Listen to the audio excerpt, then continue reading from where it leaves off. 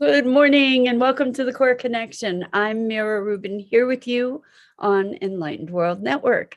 And today's topic is perfect timing, which is also kind of radical trust.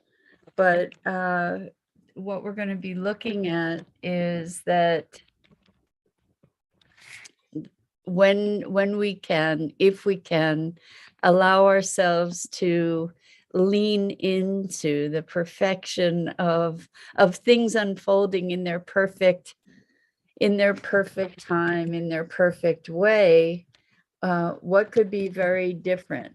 How could our lives be different? Good morning, Rosalind. Happy Friday. To you too. Before we get started with today's topic, let's take a minute or two to get present. So let's take a deep breath in through your nose and hold it. And imagine clean, crisp oxygen flooding into your lungs, flowing into your bloodstream, nourishing all your cells, your organs, bringing vital life energy to your body and being. And as you exhale any tension, stress, negativity, fatigue. And now let's take another deep breath in through your nose and hold it. And imagine brilliant, bright light lighting you up from the inside out, illuminating and electrifying all your cells, all your molecules, your electrons, and creating this brilliant beam of light from your heart out into the world. And as you exhale any remaining tension, stress, negativity, fatigue. And now let's just gently press our palms together and very softly rub your fingers against your palms, just to feel the deliciousness of that sensation, the tickling, the tingling, and allow that sensation to bring you present right here, right now, into this remarkable physical form that enables you to experience life. Welcome, welcome, welcome. So good to be here with you on this Friday. Another week has just blown by. It's amazing. So today we're talking about perfect timing, which is a concept, obviously, but the concept of perfect timing is kind of allowing that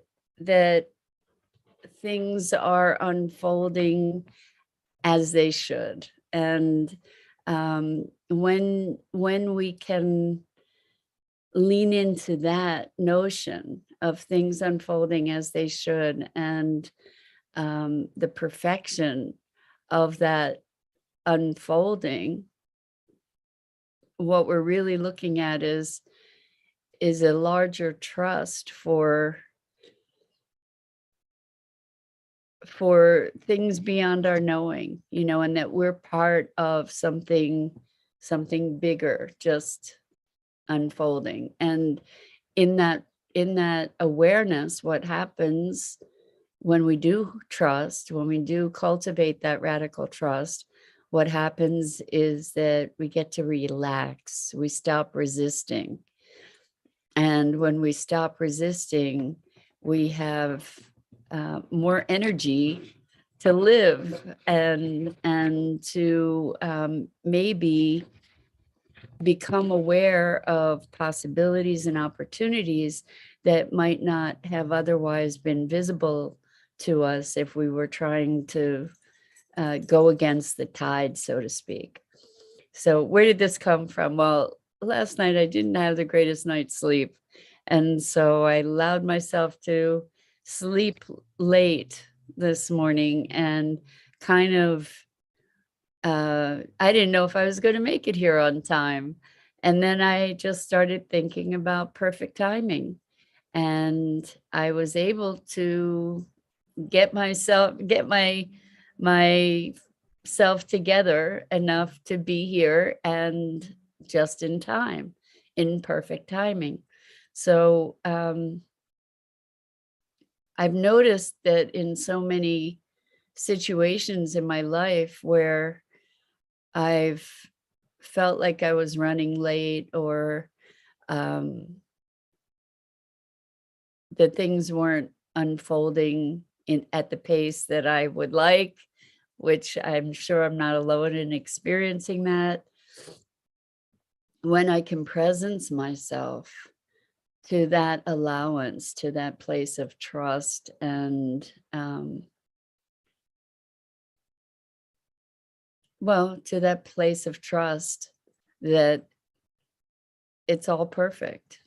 And so it's not just perfect timing, it's all perfect. And even though it may not feel that way at all, even though we might be going through a profoundly difficult time, when we can allow for the perfection of that experience, then we can stop resisting it. So um, I guess it's kind of a loop, where the trust loop here, where we have trust that things are unfolding, or we allow ourselves trust that things are unfolding as they should. If there's, such a concept, like that there's a should about how things are unfolding. But when we can allow ourselves to be with life as it is, it gives us access to what's possible. In other words, when we're present, we can be responsive to the possibilities. We can, as we relax, literally, our view can expand, because we're not in this kind of fear-based driven, narrowed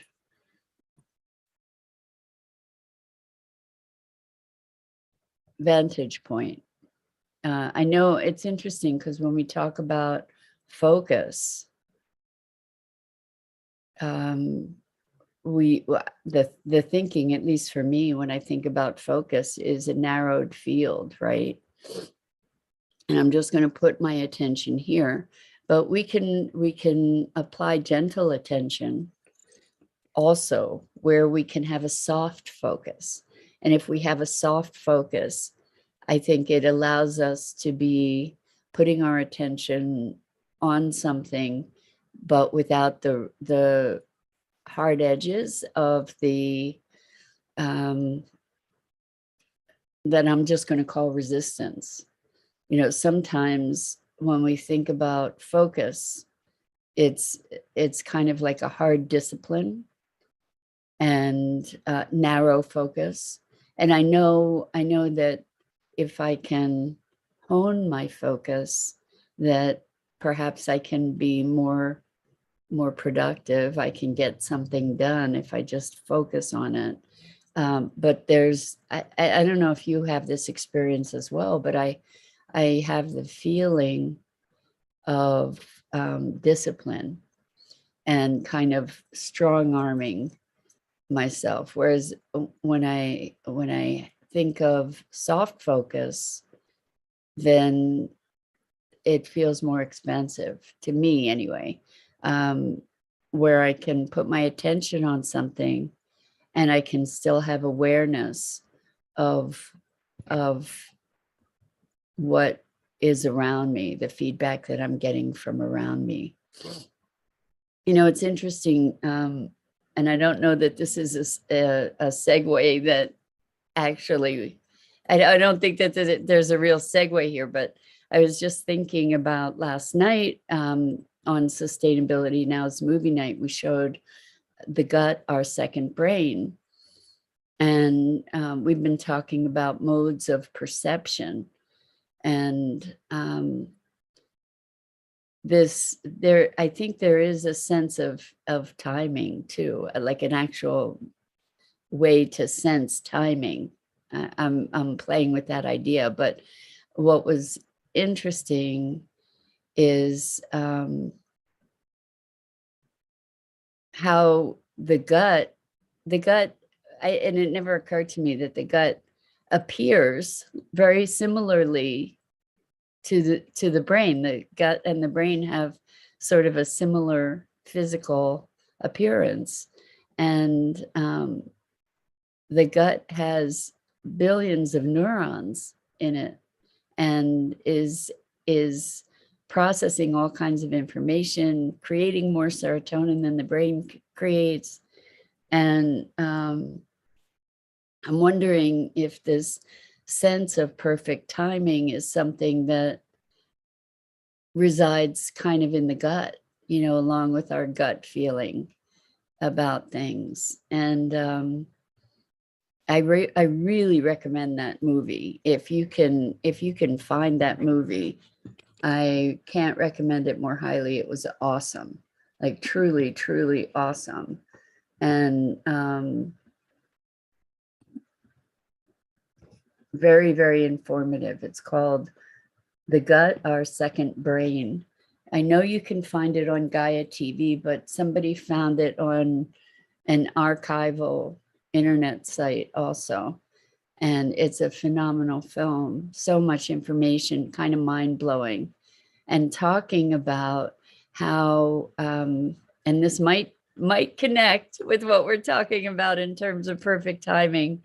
Um, it talked about how we have more bacteria in our gut than we have cells in our body, and that so we kind of think that we're human. We have more bacterial content in our being than we do human cells. So we're really more like a carrier for all these bacteria. But I'm going to see if I can finish this thought before I read your comment, Rosalind. So, oh, now I lost it. Darn, darn, darn. Well, it'll come back. Okay, so Rosalind says, manifesting as it relates to timing, then manifestation is just an appearance, then timing is not a manifestation of anything else. Oh, you have the greatest questions or comments, Rosalind. This is great. So manifestation is just an appearance. Well, time is just an appearance, right? Time is just a construct. Um, uh, I have all these thoughts going on in my head. I wanted to see if I could get back to what I was going to say about timing and allowing. Oh, okay, being part of a continuum. So what we were talking about, good morning, Robin, welcome, welcome. So one of the concepts that was in this movie, The Gut, Our Second Brain, was that we are made of more bacteria than we are human cells in our gut, let alone in our body, on our body, in our environments, and that there is this continuum.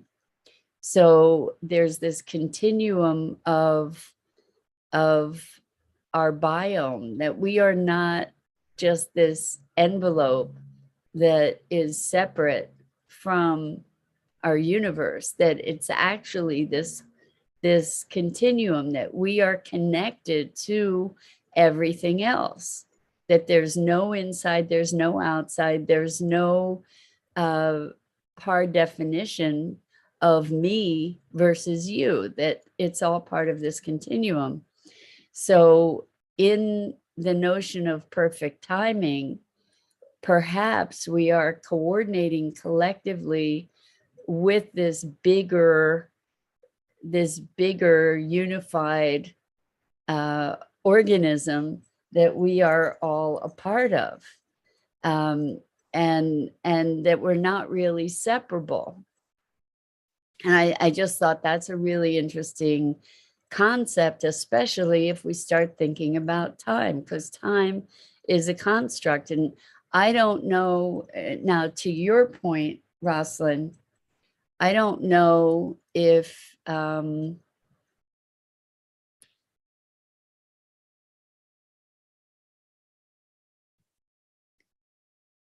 in terms of the direct relationship of manifestation to timing, we were talking about quantum shifts. We've been talking about that here this week, quantum shifts, and how there's a building of energy, building, and then all of a sudden something pops into the next level of being. And I'm thinking that can be relating also to manifestation.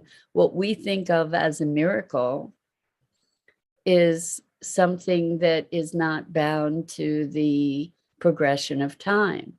And what I mean by that is it wouldn't be a miracle if I work and work and work, and as I work and work and work, I get success over time, right? Here's a better example. We don't consider it a miracle if you break a bone and the bone gets set, and over the course of however many weeks that bone rebuilds, right? We don't consider it a miracle because we can track it on a linear timeline, right?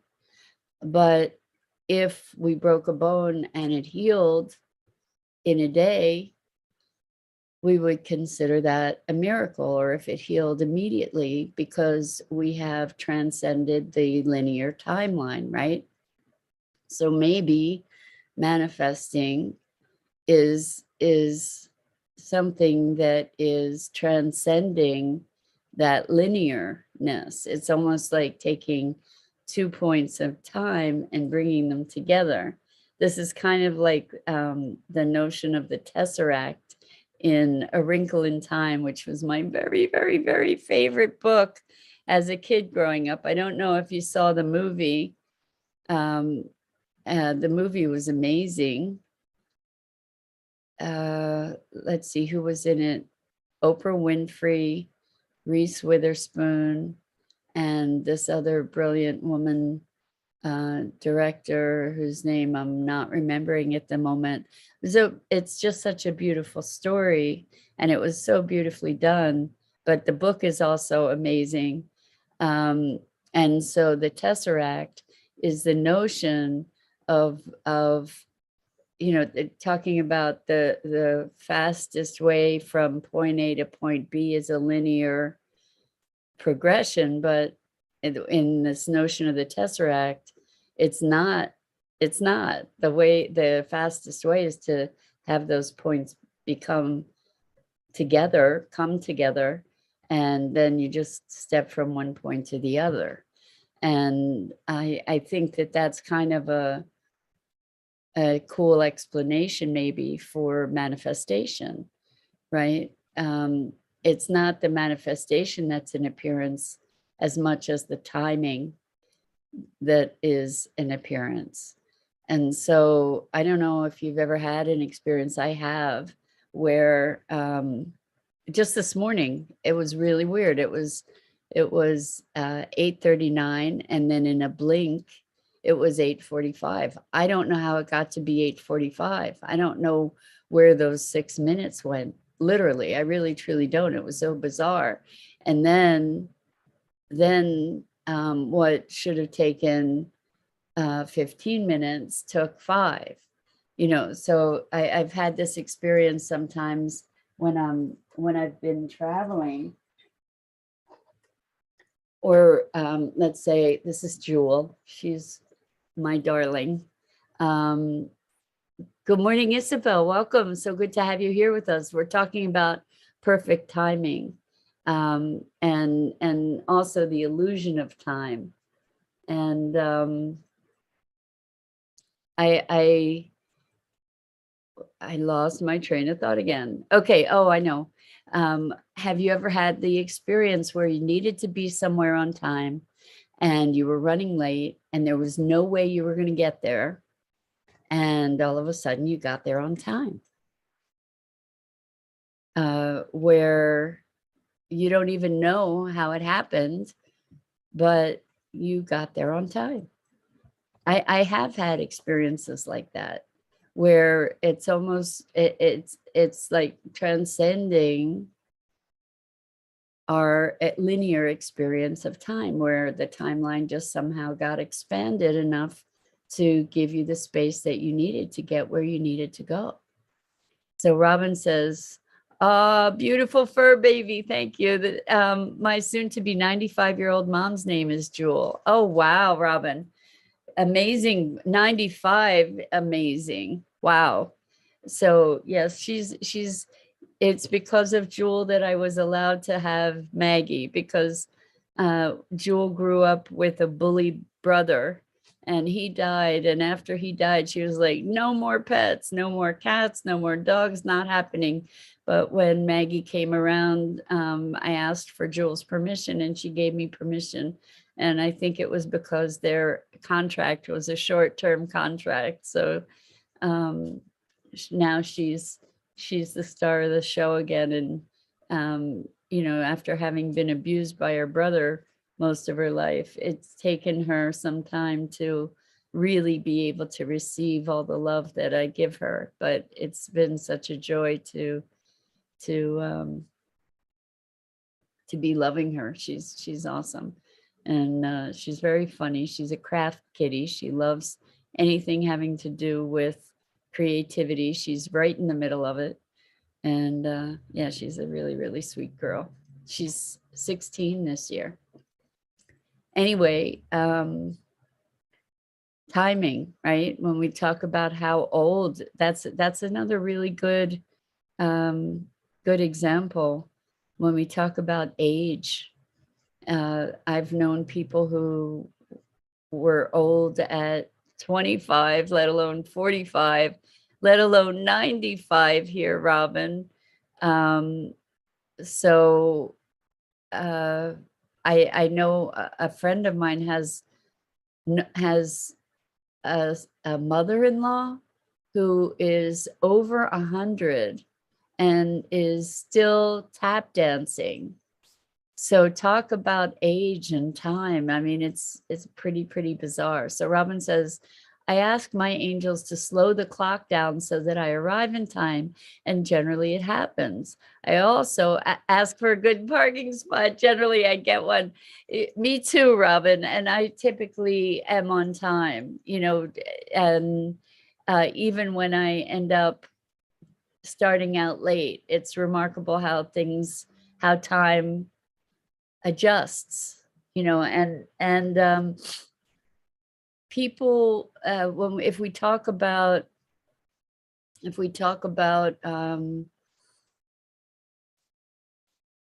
time travel, you know, there are people who are remote viewers. They're able to project themselves into other points of existence, and it turns out that they can also move through time, that they can project into different time spaces as well, which is amazing. And so time is a construct. It's not a thing that is immutable. So even Einstein said that, right? Or discovered how time is relative. And when there's an emergency, you know, you talk about people having this experience of everything going in slow motion, right? Or in the blink of an eye, being able to see the experience of their entire lives. So wild, wild, wild. So Rosalind says, cutie Jewel, 16 years old. Yeah, how about that? So future safe self, the belief that our life has already been lived. It's natural for us to seek what we feel is missing, let go of the search, but it doesn't let go of the desire. I love that concept, Rosalind, that all of time has already happened. And this goes to one of my favorite concepts. Good morning, Lisa. Welcome. So glad you made it. Robin says, there have been subtle changes over the last few months for my mom's health. I've been blessed. That's remarkable. 95. Unbelievable. My mom's going to be 92 in October, and she's been having a lot of health challenges. So how blessed to know that your mom is pretty well. That's remarkable. So Rosalind says sage self. Okay, future sage self. I got you, rather than safe self. Beautiful. So this notion of time already existing, it's not that time already exists, it's that our lives, that everything has already happened. And so like my favorite concept that I came up with to reconcile the notion of free will and predestination, because it's like, how can we have those two ideas? And what I came up with is that there are already these existing timelines that have happened, every possibility that could have happened. Like there's some timeline where I turned into a unicorn, or I was a unicorn and turned into this. You know, there's some timeline where anything, everything has already happened. And so we're just living out those timelines. But so that's predestination, right? But where does free will come in? And when I came up with, and again, working hypothesis, I'm not saying this is true, but it works for me. So at any given moment, we have choices. And when we make a choice, we switch to potentially, you know, if that choice isn't resident on our existing timeline, we switch to a different timeline. So, and in switching to that different timeline, then there's a whole other layout of what's next. So the thing is that usually the choices that we make move us to just very subtly different timelines, at least in this moment. But every now and then there's some kind of shift of being that shifts us onto another timeline, and then there we can be jarred by a discontinuity, something that looks like a glitch on a film, for instance, where maybe several frames were skipped, you know, like a glitch in the matrix. So I've had experiences like that where I had a pair of earrings and they were both different from each other, and I always wore one in one ear and one in the other.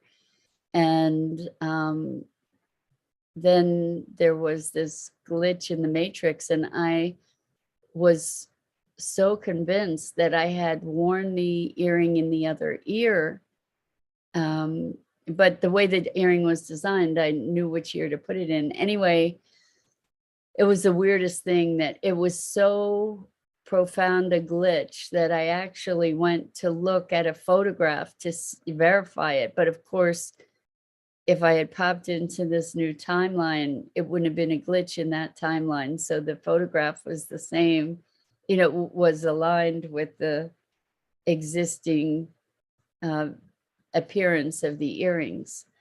And I don't know if that makes sense to you, but it was just the weirdest thing, where it was like, wait a second, something is very different here. And my explanation is that I popped into a different timeline, and it was different enough that I noticed. Most often, those switches are not particularly dramatic, so we don't notice them. At least that's my hypothesis. It's happened on multiple occasions where there's been this glitch, you know, like where you're sure you put something somewhere and then it's not there, you know, and there's no way it couldn't be there. You know, maybe there was a glitch in the timeline and you'd put it someplace else, but you still have the memory of the old timeline. I don't know. I just, it's a cool idea to play with, whether you believe it or not. You know, it's kind of an interesting thought to entertain. Lisa says we all have soul memory, so we experience deja vus, or how we know things we have no concept of. Exactly. Well, people the deja vu thing is also possibly a glitch in the timeline, you know, where there's a glitch in the matrix, you know, where there's some kind of repeat, and it might be memory of a different timeline. It could be soul memory.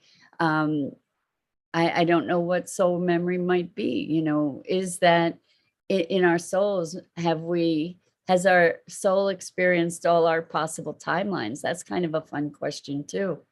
Anyway, you guys are great for stimulating fun conversation. I'm so thankful to you for that. And it's another week. Go figure. So I'm Mira Rubin. This is the Core Connection, and I go live each weekday morning here on the Enlightened World Network Facebook page at 9 a.m. Eastern. And that's each weekday morning, and today is Friday. So this is the end of the week, which means you get to enjoy all kinds of other wonderful programming on Enlightened World Network's Facebook page, as well as Enlightened World Living and EWN One with the Earth. And in fact, this afternoon at 5 p.m. Eastern Time, I have the privilege of hosting a meditation a day. Lisa, you're going to the beach. I'm jealous. I might even do that myself. I think that's a brilliant idea. Brilliant, brilliant. I don't know what the weather is for the next couple of days, but I love it. And maybe I will be able to check that out too. So have a great weekend, everybody. And thank you. Thank you. Good morning, Dido. So glad that you were here to join us. And lots and lots of love to you. Enjoy the weekend, and hopefully I will see you back here again really, really soon.